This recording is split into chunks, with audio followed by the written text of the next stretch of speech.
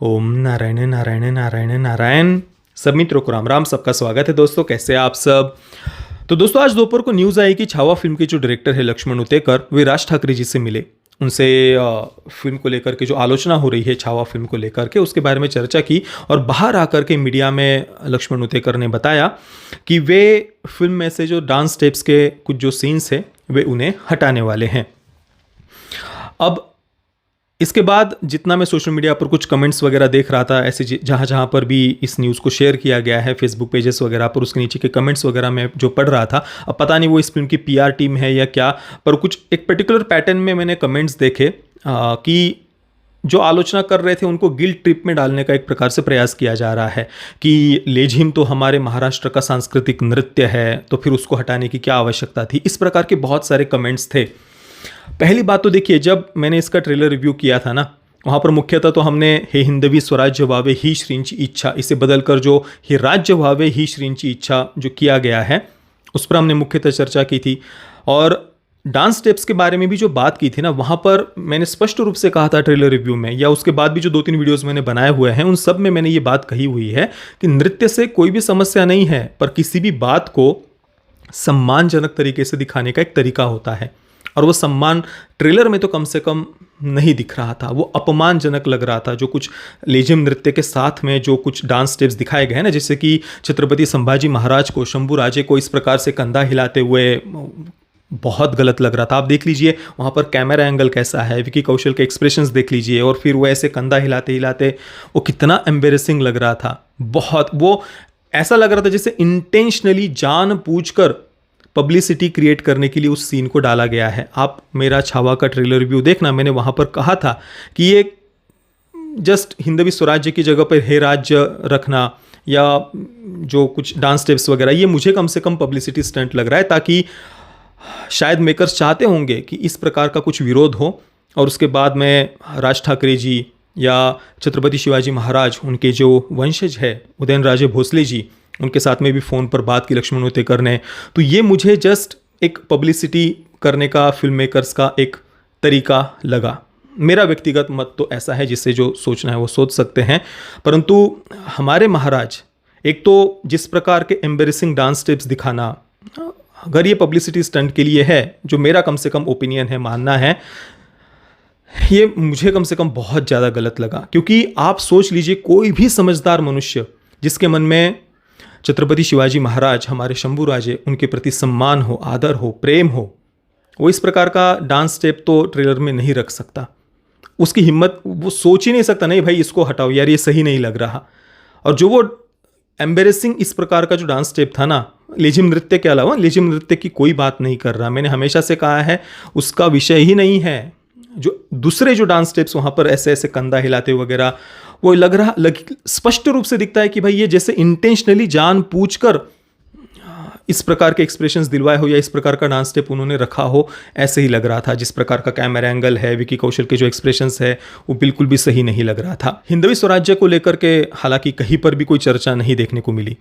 उदयनराजे भोसले जी के साथ में भी जो बात की लक्ष्मण उतेकर ने, या फिर राज ठाकरे जी से भी जो भेंट उनकी हुई है, कहीं पर भी हिंदवी स्वराज्य का उल्लेख देखने को नहीं मिला डायरेक्टर के द्वारा। हालांकि मीडिया में इस विषय को उठाया गया था, हमारे वीडियो का भी उल्लेख टाइम्स ऑफ इंडिया वगैरह दूसरे आर्टिकल्स में किया गया था, परंतु डायरेक्टर की तरफ से इसका कहीं पर भी उल्लेख नहीं किया गया। इवन मैंने देखा कि कुछ जो मित्र हैं यूट्यूबर वगैरह, कुछ दूसरे, वे एक पत्र वो सामने लेकर के आ गए हैं। हालांकि हिंदवी स्वराज्य का उल्लेख तो कई जगह पर देखने को मिलता है, परंतु वे एक जो पत्र सामने लेकर के आए हैं जहां पर हे राज्य वावे ही श्रींची इच्छा, ये भी वाक्य हमें पढ़ने को मिलता है। परंतु उसी पत्र में छत्रपति शिवाजी महाराज, उनका जो पत्र है, उसी पत्र में हे राज्य वावे से पहले उस राज्य की संकल्पना क्या है, जितना मैंने जिन्होंने उस पत्र पर अभ्यास किया है उनके साथ जो मेरी चर्चा हुई, उसके आधार पर मैं बता रहा हूँ। उसमें उस राज्य की संकल्पना क्या है, हमारी संस्कृति की रक्षा। आगे जाकर के उस पत्र में हिंदवी स्वराज्य का भी उल्लेख आता है, साथ में ही गौ ब्राह्मणों की रक्षा का भी उल्लेख आता है, जितना मैंने उसके बारे में जानकारी प्राप्त करने का प्रयास किया। तो वो संकल्पना क्या है राज्य की, ही राज्य वावे ही श्रींची इच्छा, उसकी संकल्पना क्या है कि हमारी सभ्यता संस्कृति की रक्षा हो।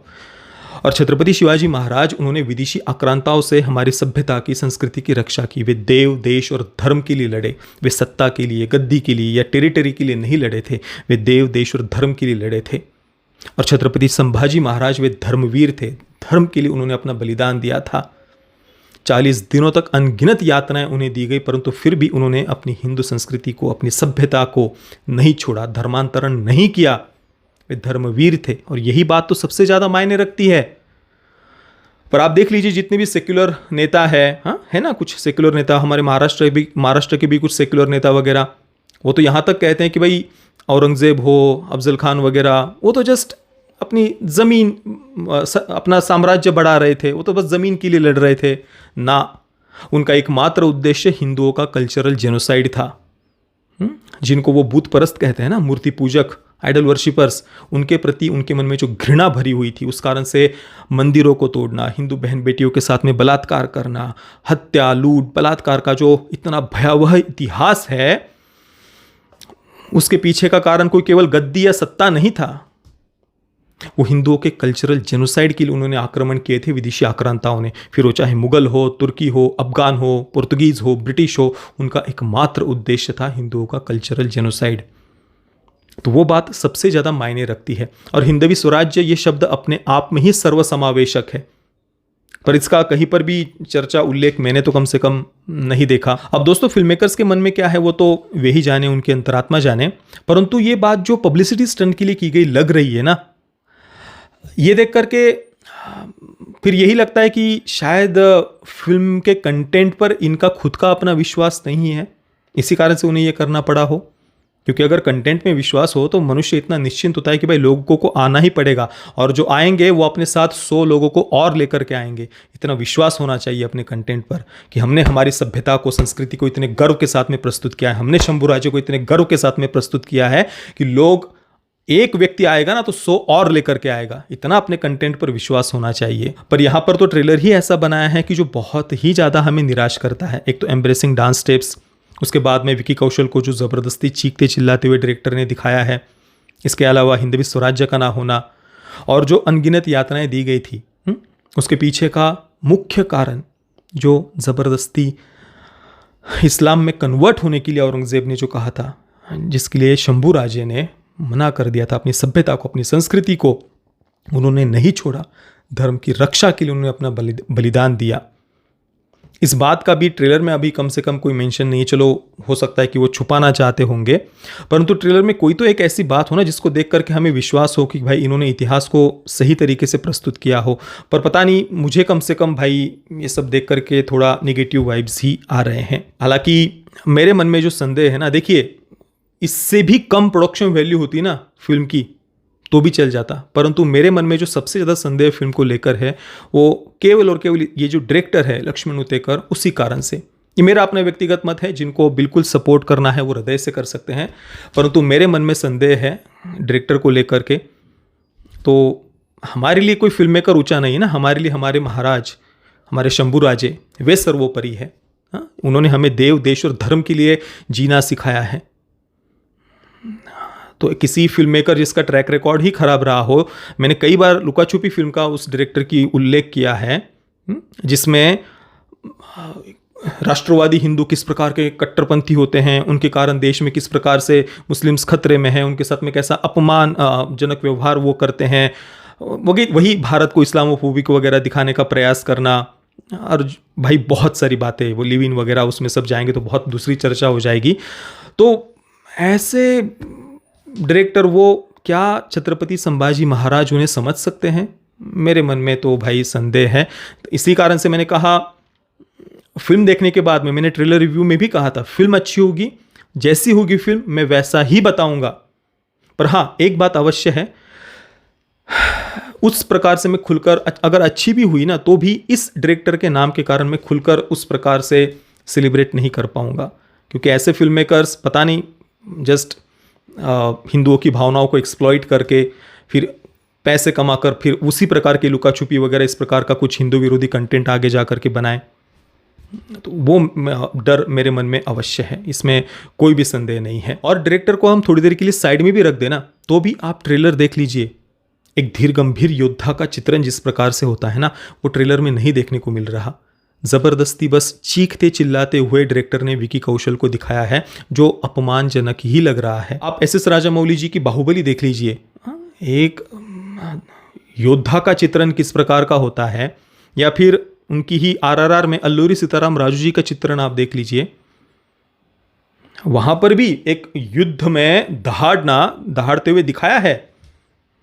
आप RRR का क्लाइमैक्स सीन आप देख लीजिए, परंतु वहां पर एक धीर गंभीरता है, एक योद्धा के रूप में दिखाया है।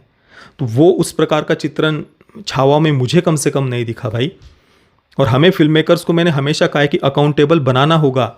ये हमारे इतिहास से छोड़कर दूसरा कहीं नहीं जा सकते, आना इन्हें हमारे इतिहास के पास में ही पड़ेगा। पर इसका अर्थ ये नहीं है कि ये कुछ भी मीडियोकर कंटेंट बना करके रख दे और फिर ये हमसे ये एक्सपेक्ट करे कि हम जस्ट इनको सपोर्ट कर दे। नहीं, आपको अपना उतना डेडिकेशन देना पड़ेगा, सही प्रकार से चित्रण करना पड़ेगा, सम्मानजनक तरीके से चित्रण करना पड़ेगा। देखते हैं अभी फिल्म रिलीज़ होने के बाद में कितनी बातें उन्होंने दिखाई है, क्या नहीं दिखाया, क्या दिखाया है, इतिहास का कौन सा पहलू दिखाया है। क्योंकि छत्रपति शिवाजी महाराज, शंभूराजे, छत्रपति संभाजी महाराज, इनके बारे में वामपंथियों ने बहुत सारा झूठा इतिहास लिख करके रखा है, तो उसमें से कुछ बातें तो नहीं ली गई।